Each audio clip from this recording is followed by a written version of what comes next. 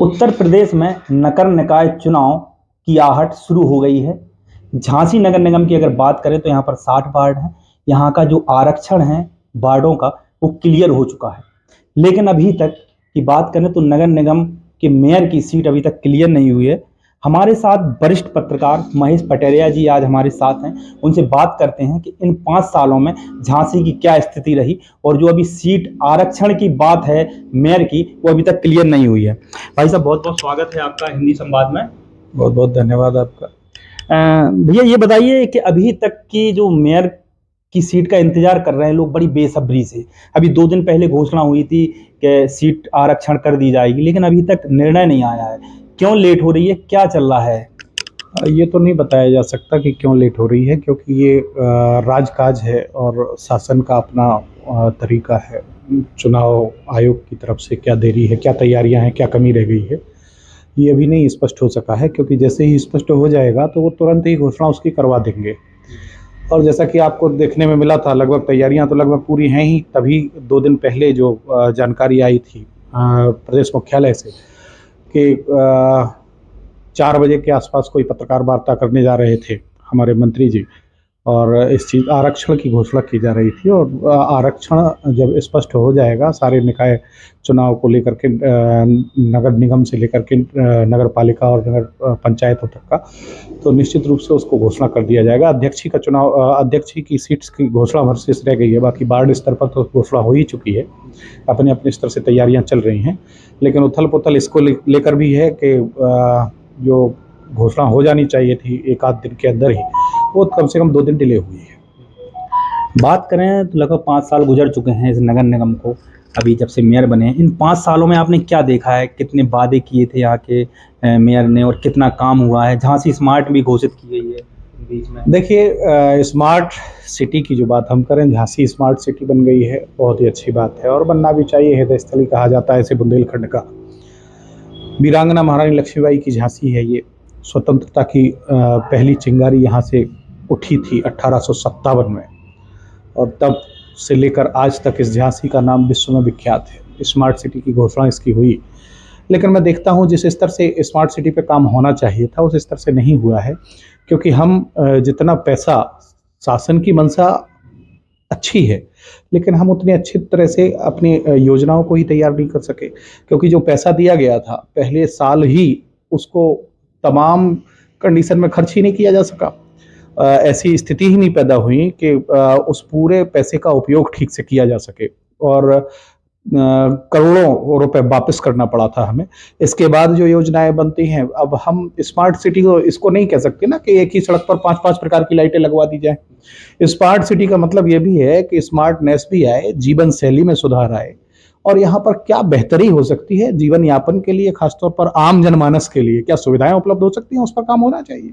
अक्सर देखने को मिलता है जैसे कि झांसी हो या अन्य ज़िले हों, वहाँ पर अगर जैसे कि प्रधानमंत्री या हमारे प्रदेश के मुख्यमंत्री आते हैं तो जिस जगह पर वो आते हैं उस क्षेत्र के आसपास को ऐसे चमका दिया जाता है। और बात करें तो झांसी में कुछ ऐसी जगह हैं कि इतने गड्ढे हैं कि लोग हिचकोले मारते नजर आते हैं। आपकी बात से मैं पूरी तरह से सहमत हूँ।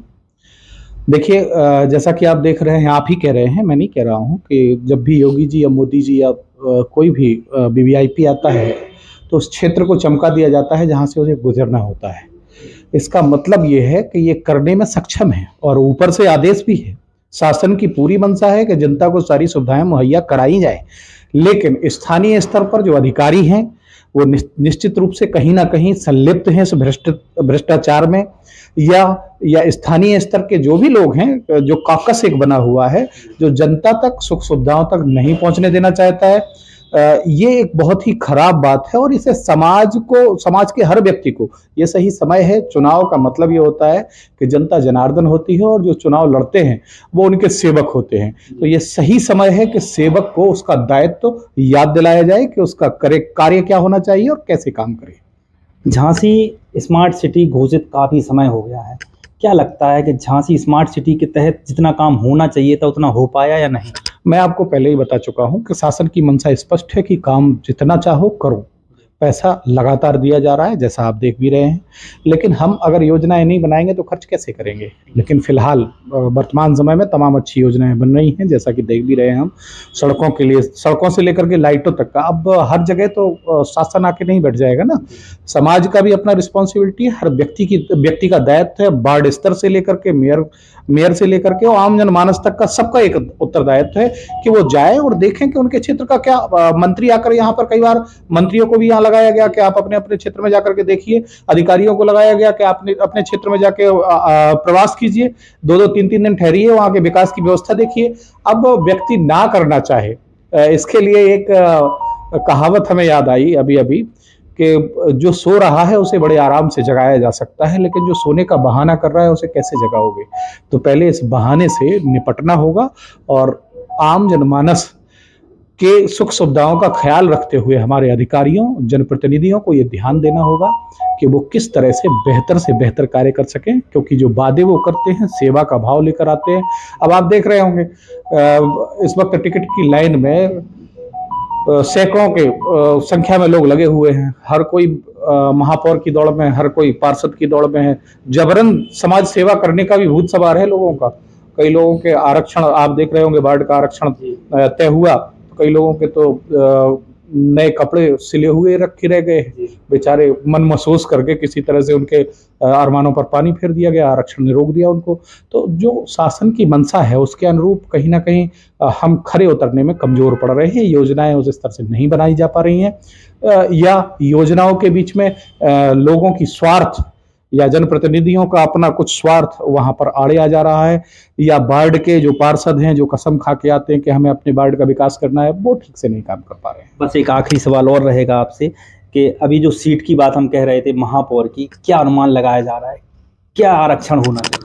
देखिए, जो आरक्षण का दृष्टिकोण जो चर्चा का विषय है, हम लोग तो इतने विशेषज्ञ नहीं होते कि आरक्षण का स्पष्टीकरण दे सके, लेकिन जो नियम देखने को मिलता है कि इसके बाद ये हो, इसके बाद ये आना चाहिए। तो अभी तक जो देखा जा रहा है कि यहाँ पर एससी सीट्स आ चुकी हैं। यहाँ पर सामान्य सीट अभी पिछले हमारे यहाँ के प्रथम नागरिक के रूप में महापौर आदरणीय रामतीर्थ सिंघल जी को चुना गया था, सामान्य सीट थी वो।